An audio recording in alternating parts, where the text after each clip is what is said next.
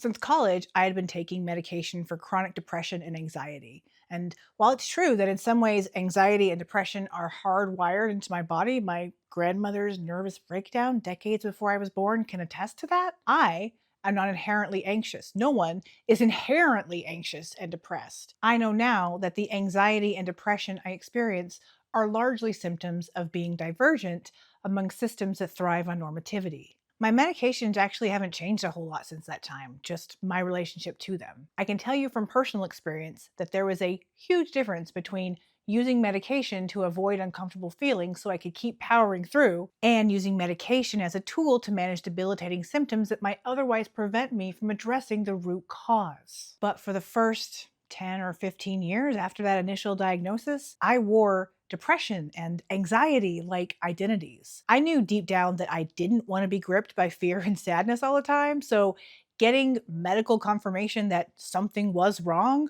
was a relief. But something wasn't wrong with me. What was wrong was the belief that we should all be able to operate as cogs in a machine that ultimately serves to keep us broken. In some ways, neurodivergent people, especially those of us with sensitive systems, are like canaries in the coal mine. Yes, our bodies will give in to the harsh conditions first, like a canary, but the coal mines were bad for every single body, even the miners, especially the miners. And no, I didn't work in a coal mine, but I was burned out at work for years and I kept going because I was terrified not to have a stable income. Total burnout let me see just how much I was paying for that stable life.